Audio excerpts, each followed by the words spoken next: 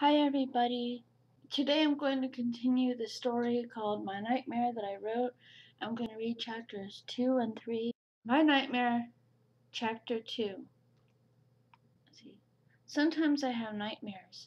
I'm so afraid I'm going to wake up and he'll be there. My friend Vicky, she talks about boys and how she is having a crush on this boy. Meanwhile, I can't even look at boys my age, or guys any age, and think anything like that. To be honest, I've sort of developed a fear of guys, especially ones who look and act like my uncle. Why does he do this stuff? I wondered to myself a lot of times. It makes me sad. I write in my journal to vent and have a way to talk about how I feel. I tried to talk to Dad today. He was in the garage fiddling with something, probably one of his tools. I tried to talk with him about what's going on. He was too busy. He just said something to the effect of, "If you have a problem with Uncle Carl, maybe you should talk with him about it. After all, you're 12 now, honey. I'm sure he'll listen." I just left the garage and took a walk. I picked a few flowers.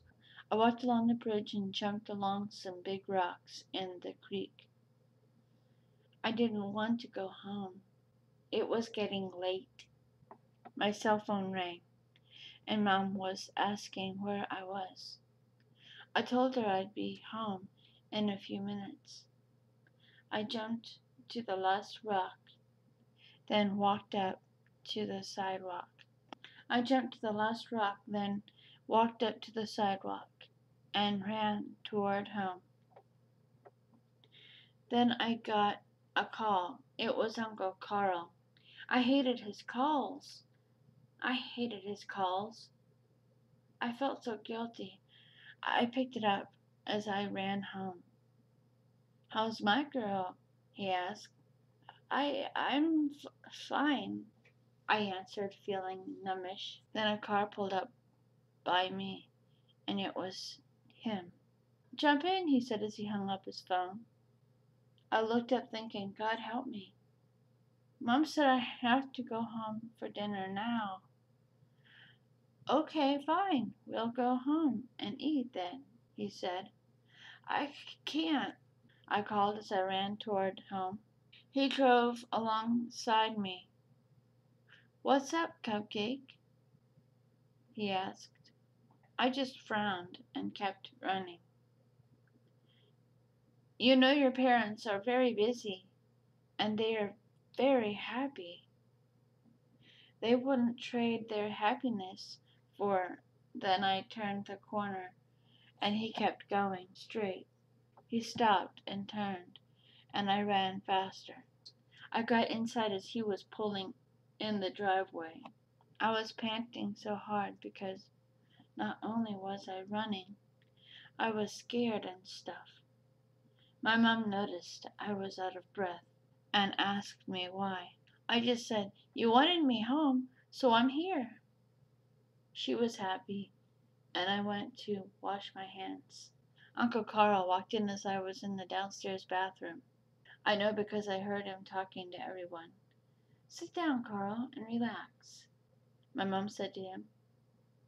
"You look like you had a hard day today."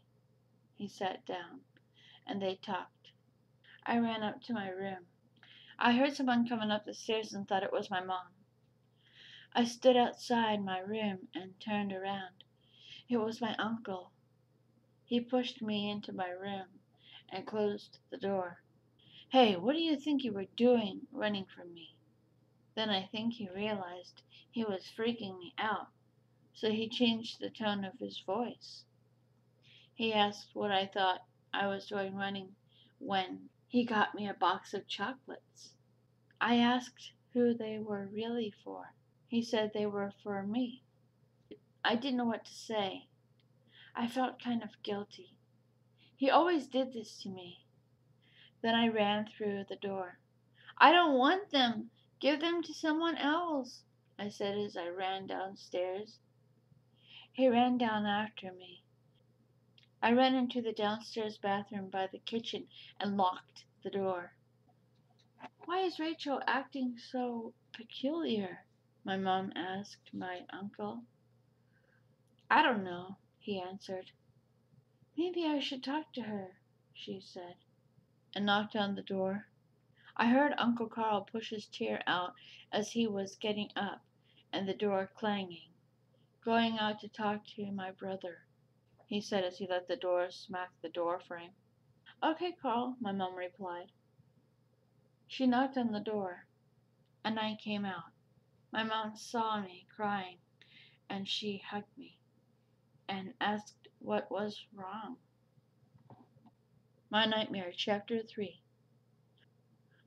She told me to sit down and wiped my eyes. What's wrong, sweetheart? She asked. She held me close to her and brushed my hair back with her hand as I leaned against her chest with my head leaning on her neck. Her embrace felt warm and loving. Well, it's... Just then Uncle Carl and Dad walked in. Hey, what's cooking? It smells good, I heard Dad bellow. Mom jumped up and probably without thinking, and answered, Hamburgers and mac and cheese, she answered as she turned the heat off of the hamburgers, which were on low. She flipped them and put them on a plate, and got the mac and cheese and put it on the table in a big bowl. I wiped my eyes quickly. Dad looked at me. What's up, Buttercup? Dad asked me.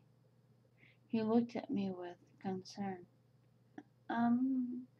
Just a lot on my mind, I muttered, as Mom sat down and began serving the meal.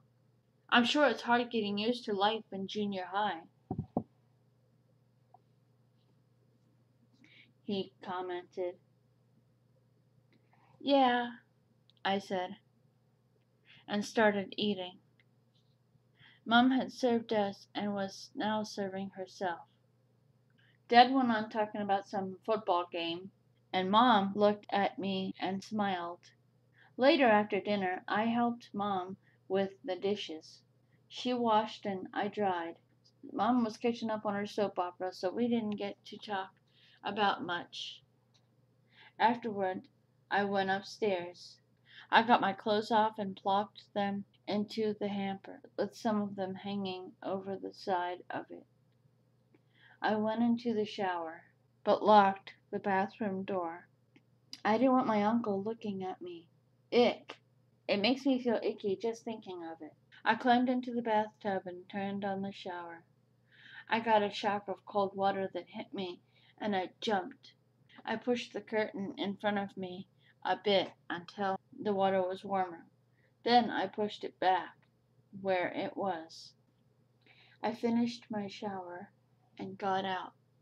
Towel dried off and put on my nightgown.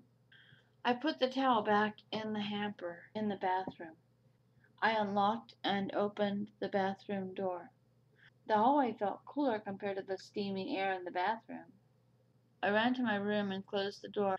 I brushed my hair, then put my brush back on the dresser. I sat down on my bed. Then I lay down. My eyes were so droopy, and I felt very tired. I finally fell asleep in a bit. I woke up hearing someone in my room. It was dark, and the house was quiet. My heart was pounding, and I was hiding under the covers. Hey, Bugaboo, I heard through the crack of my door. I froze. He pushed the door open and walked through the doorway. He walked over to my bed and sat down. Hey, you, he said softly. I opened my eyes and peered from under the blanket. I could feel his hand in my now damp hair. I wanted to turn away, run away, be somewhere else. Anywhere else. I was holding my teddy. I know I'm 12, but holding my teddy always seems to bring me comfort, like I'm not alone. He pushed the blanket aside. I gulped. I went away somewhere, and when I came back to my mind, it was quiet again. I felt sick and cried softly. Thank you for watching. Thank you for listening. Have a nice day. Bye.